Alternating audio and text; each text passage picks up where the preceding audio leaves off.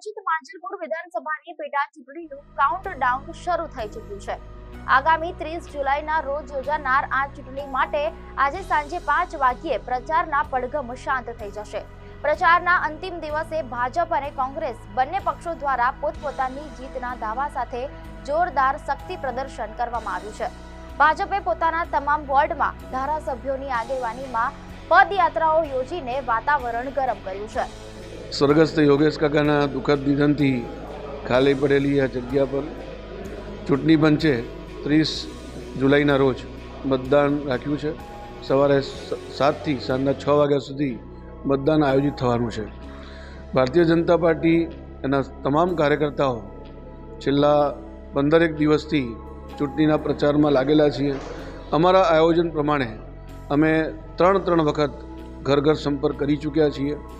એ પછી ફેરણીના માધ્યમથી હોય, ગ્રુપ મિટિંગના માધ્યમથી હોય અને મતદાર સ્લીપ વિતરણના માધ્યમથી હોય, દરેક ઘરે જઈને અમે આ વાત કરી છે અને બધા મતદારોનો ઉત્સાહ પણ જોવા મળ્યો છે।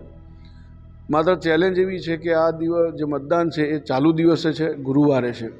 એટલે માંજલપુર વિધાનસભાના મતદારોને મારી નમ્ર અપીલ છે કે આપણે પહેલાં મતદાન પછી જલપાન આવો આગ્રહ રાખીને સૌથી વધુ મતદાન થાય એવો પ્રયત્ન કરીએ। માંજલપુર વિધાનસભામાં હંમેશા ભારતીય જનતા પાર્ટી છેલ્લા 8 ટર્મથી જે યોગેશ કાકા ધારાસભ્ય હતા એ ચૂંટાતા આવતા હતા અને સતત મેં ગ્રાફ પણ જોયો છે, સતત માર્જિન જે લીડનું હોય છે એનો ગ્રાફ પણ એ વધતો ગયો છે। ગયા વખતે 1 લાખથી વધુ મતથી સ્વર્ગસ્થ યોગેશ કાકા આ ચૂંટણી જીત્યા હતા અને મને પૂર્ણ ભરોસો છે કે આ વખતે પણ આનાથી પણ વધારે લીડથી અમે ચૂંટણી જીતવા જઈ રહ્યા છીએ। લોકોમાં જ્યારે અમે સંપર્ક માટે જઈએ છીએ તો બહુ સારો ઉત્સાહ અને ઉમળકાભેર સ્વાગત કરવામાં આવે છે। ઠેર ઠેર ઉમેદવારનું પણ સ્વાગત કરવામાં આવે છે। ઘણી જગ્યાએ તો મારું પોતાનું જવાનું થયું છે તો લોકોનું કામના આધારે કહેવું છે કે ભારતીય જનતા પાર્ટીએ તો વોટ માંગવાની જરૂર જ નથી, કામ અમારા જે પણ હતા બધા કર્યા છે, એટલે અમે જરૂરથી ભારતીય જનતા પાર્ટીને વોટ આપીશું। કે જે ભારતીય જનતા પાર્ટી સાથે હંમેશા રહ્યા છે ને ભારતીય જનતા પાર્ટીને માંજલપુર વિધાનસભાનો એક મજબૂત ગઢ કહેવામાં આવે છે। પ્રચાર પ્રસાર પૂરતા પ્રમાણમાં અમારા કાર્યકર્તાઓ કર્યો છે અને આગામી દિવસોમાં અમે અલગ અલગ આયોજનોથી લોકો સુધી હજુ પણ પહોંચવા પ્રયત્ન કરવાના છીએ। કોઈ પણ ચૂંટણી હોય, ભારતીય જનતા પાર્ટી હંમેશા એને એક ટેસ્ટ તરીકે કે ભાઈ ચૂંટણી છે તો આપણે બરાબર સારી રીતે મહેનત કરવી જોઈશે। લોકોમાં પેટા ચૂંટણી હોવાના કારણે થોડું નિરાશાનું વાતાવરણ હોય છે, કારણ કે બાકી બધી જગ્યાએ અત્યારે ચૂંટણી આયોજિત નથી હોતી। આ એક જ વિધાનસભામાં ચૂંટણી હોવાના કારણે ઘણા બધા મતદારો સુધી તો માહિતી પણ નથી હોતી કે ભાઈ 30 તારીખે મતદાન આયોજિત થવાનું છે। એટલે પ્રચાર પ્રસારના માધ્યમના સ્વરૂપે અનેક અમારા મહાનુભાવો દર વખતે આ ચૂંટણીમાં નહીં પણ જેટલી પણ પેટા ચૂંટણી થતી હોય, જેટલા પણ ચૂંટણીઓ આયોજિત થતી હોય, બધામાં જ અમારા બધા જ અધિકારીઓ પદાધિકારીઓ આવી રીતે ચૂંટણી પ્રચાર કરતા જ હોય છે।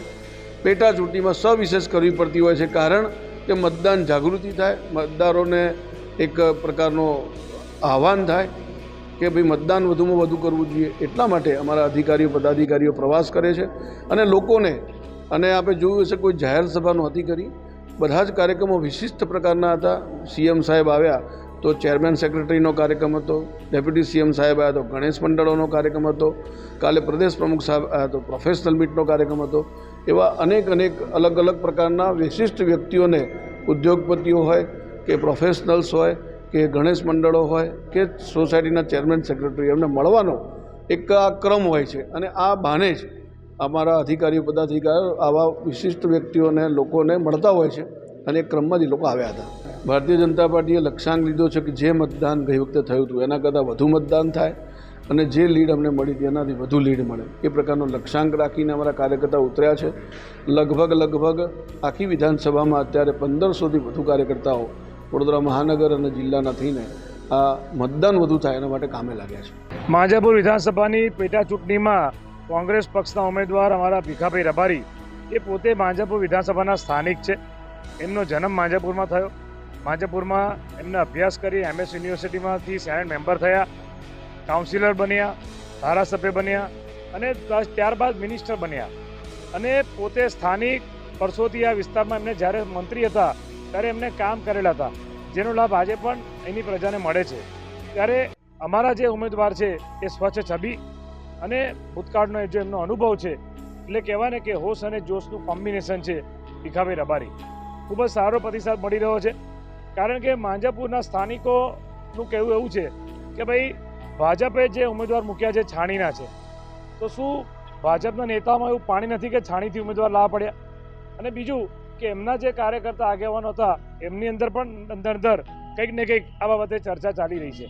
પણ જે સ્થાનિક પ્રજાજનો છે એમનું માનવું એવું છે કે કંઈ પ્રશ્ન હોય તો રજૂઆત કરવા છાણી જવાનું. એટલે માંજાપુરના સ્થાનિક છે, ખાસ કરીને આજના દિવસે જે પૂર્વ ધારાસભ્ય હતા સ્વર્ગીય યોગેશભાઈ પટેલ, એમની વાતને પણ હું યાદ કરું છું કે એમને તો જાહેરમાં કીધું હતું, મંચ પર માઇક પર કીધું હતું કે ભાઈ સ્થાનિક ઉમેદવાર જોઈએ, કોઈ પગ પૂરી ના લાવતા. આ તો પગ પૂરી લઈ આવ્યા, બહાર ના લઈ આવ્યા. ત્યારે ભીખાભાઈ રબારી એ સ્થાનિક ઉમેદવાર છે. બીજું તમને કહું કે અત્યારે ભારતીય જનતા પાર્ટીના શાસનમાં જે ભ્રષ્ટાચાર ફૂલ્યો ફાલ્યો છે અને જે ભાજપના નેતાઓ જેના સાયકલ ચલાવવાના ઠેકાણા નહોતા રાતોરાત કરોડપતિ થઈ ગયા, એવા નેતાઓ પાસે કશું નહોતું તોય કરોડપતિ થઈ ગયા પક્ષના નામે, ફંડ ઉઘરાઈને કે ગમે તે. પણ ભીખાભાઈ રબારી પાસે જે ખાતાઓ હતા, ઉદ્યોગ, એનર્જી, વીજળી, એ સમયથી અત્યારે આ બધા વિભાગોમાં તમે તપાસ કરો ને તો તેમને જે ક્લાર્ક હોય ને એ બધા કરોડોના બંગલા અને કરોડપતિ થઈ ગયા. ભીખાભાઈ રબારી આજે પણ અહીંથી અમદાવાદ અમારા પ્રદેશ કોંગ્રેસ ઓફિસ જવાનું હોય તો બસમાં જાય. એટલે એટલા સ્વચ્છ છબી, નોન કરપ્ટેડ, અનુભવી અને માંજાપુરના સ્થાનિક છે. માટે અમને વિશ્વાસ છે કે કોંગ્રેસ પાર્ટી આ વખતે માંજાપુરમાં પરિવર્તન લાવશે પ્રજા. અને અમે આપણા માધ્યમથી હું પ્રજાજનોને કહેવા માંગુ છું કે અમે પણ જાણીએ છીએ કે આ ભીખાભાઈ રબારીના જીતવાથી કે મુખ્યમંત્રી નથી બદલાઈ જવાના, પણ આ લોકોને જે સત્તાનો નશો ચડ્યો છે, જે અભિમાન ચડ્યું છે, એનો સબક આ લોકોને મળશે. કારણ કે જે રીતે દિલ્હીમાં જંતર મંતર પર જે વિદ્યાર્થીઓ, યુવાનો આંદોલન કરતા હતા અને તમે જુઓ કે આંદોલન એટલું મોટું થયું નીટના પેપર લીક બાબતે કે શિક્ષણ પ્રધાનને રાજીનામું આપવું પડ્યું, પાર્લામેન્ટમાંથી પ્રધાનમંત્રીને પાછલા દરવાજે જવું પડ્યું અને તાત્કાલિક સરકાર ગભરાઈ ગઈ. ત્યારે અમને ચોક્કસ વિશ્વાસ છે કે આ આખો માહોલ એ આખા દેશમાં, ગુજરાતમાં અને વડોદરામાં પણ મળશે. યુવાનો, વિદ્યાર્થીઓ ભાજપથી, સરકારથી થાકી ગયા છે, કંટાળી ગયા છે. એટલા માટે અમે હમણાં અમારા જિગ્નેશભાઈ મેવાણી આવે ત્યારે એમને કીધેલું કે ધર્મેન્દ્ર પ્રધાન તો ઝાંખી હે, મોદી અમિત શાહ બાકી હે. અને એ આખા દેશમાં વાતાવરણ એવું બની રહ્યું છે. ત્યારે અમને પરિવર્તન આવશે એવો ચોક્કસ વિશ્વાસ છે. અને વડોદરાના નગરજનો, માંજાપુરના ખાસ કરીને જે પ્રજાજનો છે એ પરિવર્તનના નામે કોંગ્રેસ પાર્ટીના અમારા ઉમેદવાર ભીખાભાઈ રબારીને વોટ આપશે એ વાતનો અમને વિશ્વાસ છે. બીજું, ભારતીય જનતા પાર્ટી એ જીતવાની હંમેશા આ લોકો ગેરંટી આપતા હોય છે, પણ તમે વિચાર કરો કે અમે ભાજપના તો મુખ્યમંત્રી, ડેપ્યુટી સીએમ બધા જ આવી ગયા અને એવું તંત્ર કામે લગાડ્યું છે કે જાણે ગભરાઈ ગયા હોય. એટલે અમારા કોંગ્રેસના કાર્યકર્તાઓ અને માંજલપુરના પ્રજાજનો પર મને વિશ્વાસ છે કે આવનારા દિવસમાં પરિવર્તન લાવશે. માંજલપુર વિધાનસભાની પેટા ચૂંટણીનું કાઉન્ટડાઉન શરૂ થઈ ગયું છે. આજે સાંજે 5 વાગે પ્રચાર પડઘમ શાંત થઈ જશે. ત્યારે ભાજપા અને કોંગ્રેસ દ્વારા આજે અંતિમ દિવસે રેલીઓ અને પગપાળા યાત્રા કાઢીને માંજલપુર વિસ્તારના મતદારોને રીઝવવાનો પ્રયાસ કરવામાં આવ્યો હતો. બીજી બાજુ ભાજપા અને કોંગ્રેસ દ્વારા જીતના પણ દાવા કરવામાં આવ્યા છે, પરંતુ તારીખ 30મીના રોજ કેટલા ટકા મતદાન થાય છે અને પરિણામ કોના તરફી આવે છે તે જોવું રહ્યું. કેમેરામેન કેતન રાણા સાથે જીતુ પંડ્યા, લોકસત્તા જનસત્તા, વડોદરા. ઉલ્લેખનીય છે કે પૂર્વ ધારાસભ્ય યોગેશ પટેલના દુઃખદ નિધન બાદ આ બેઠક ખાલી પડી હતી, જેને લઈને હવે ભાજપ તરફથી સત્યેન્દ્ર પટેલ ઉર્ફે સતીશ પટેલ અને કોંગ્રેસ તરફથી ભીખાભાઈ રબારી વચ્ચે સીધો જંગ જોવા મળી રહ્યો છે. ભાજપે ગત ચૂંટણી કરતા પણ વધુ લીડથી જીતવાનો દાવો કર્યો છે, તો સામે પક્ષે કોંગ્રેસ પણ આ બેઠક આંચકી લેવા માટે પૂરી તાકાત લગાવી દીધી છે. ત્યારે જોવાનું એ રહેશે કે 30 જુલાઈએ માંજલપુરની જનતા કોના સિરે વિજયનો તાજ પહેરાવે છે.